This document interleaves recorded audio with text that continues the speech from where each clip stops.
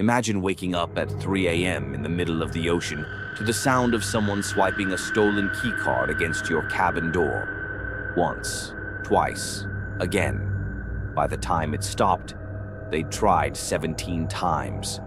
What happened to me while working aboard the Carnival Horizon changed the way I look at cruise ships forever. Before we begin, let me know in the comments where you're watching from. And if you enjoy real-life horror stories, don't forget to follow so you never miss a new one.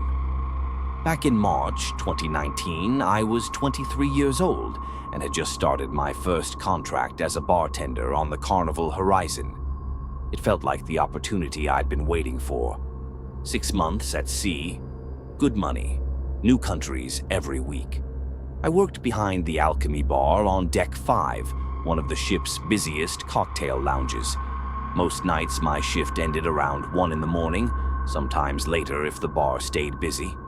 My roommate Maria was another bartender, but we worked opposite schedules. Most days we barely saw each other. The first couple of weeks were exactly what I expected.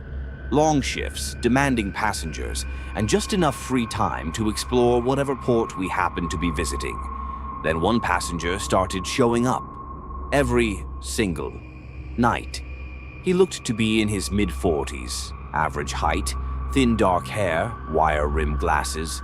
Nothing about him should have stood out, except he never seemed interested in drinking. He ordered 2 cocktails over 3 hours, and spent almost the entire time watching me. Not talking, not scrolling through his phone, just watching. Whenever I glanced in his direction, his eyes were already on me.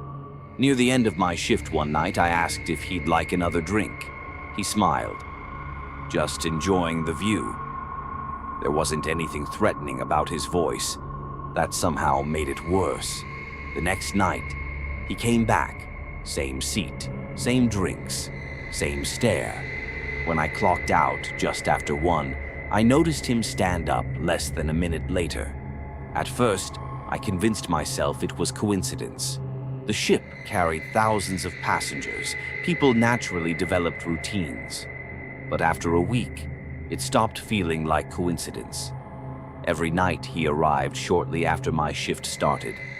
Every night he left within moments of me. He never flirted, never crossed a line, never even asked my name. He just watched.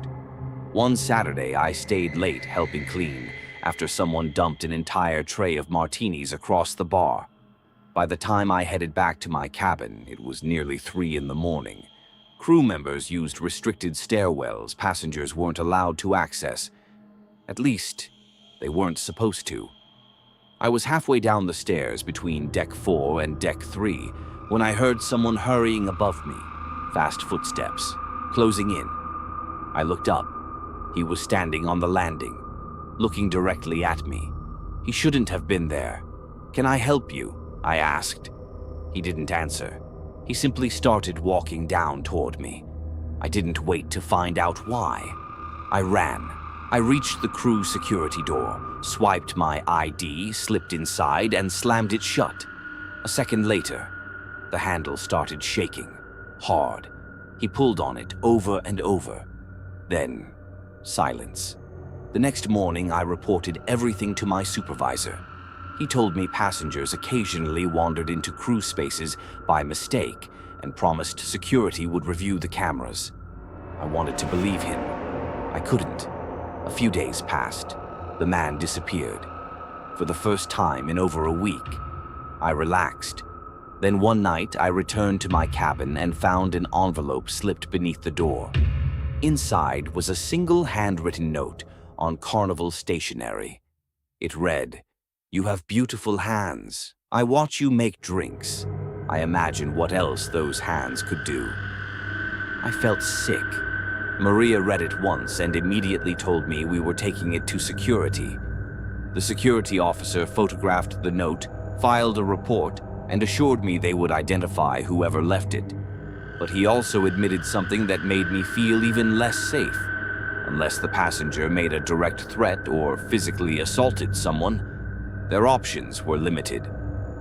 For the next several nights, nothing happened. No passenger, No notes, no strange encounters. I finally convinced myself it was over. Then, just after 3 a.m. one morning, I woke to footsteps outside our cabin, slow, heavy. They stopped directly outside our door. I held my breath. Maria kept sleeping. Then, the electronic lock rejected an access card. A second later, access denied. Again. Whoever stood outside wasn't knocking. They were trying to unlock the door. My hands shook so badly I almost dropped my phone as I whispered to security that someone was trying to enter cabin 2089. The operator promised officers were already on the way. Outside, the beeping continued. I counted every attempt. 1, 5, 10, 17. Then, nothing. Footsteps, running away. 90 seconds later, security arrived. The corridor was empty. Officer Pear replayed the surveillance footage on his tablet. The moment the video started, my stomach dropped. It was him, the passenger from the bar, standing outside my cabin, calmly swiping an access card against the lock over and over. The timestamp showed he'd been there for almost 4 minutes. Pear zoomed in. His expression changed immediately. "That's not his card," he said quietly. "That's a crew ID." Someone's access badge had been stolen. Security found him less than an hour later, attempting to enter another restricted crew area. He had stolen an employee's keycard from a housekeeping cart 3 days earlier. The card didn't have permission to open my cabin, but he didn't know that. He'd stood outside my door, trying anyway.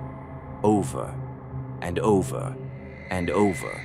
He was confined to his cabin for the rest of the voyage, and when the ship arrived in Miami the following morning, port authorities escorted him off. Later, Officer Pear told me they searched the man's cabin. They found 12 handwritten letters addressed to me. I asked what they said. He shook his head. "You don't want to read them." I believed him. I finished the remaining 2 months of my contract. I still work on cruise ships today. I still love the travel, but I never ignore my instincts anymore. If something feels wrong, I report it immediately. I never walk crew corridors alone after midnight, and I never assume that a locked door means I'm safe. Because sometimes, the only thing standing between you and the person outside is one access card that doesn't work.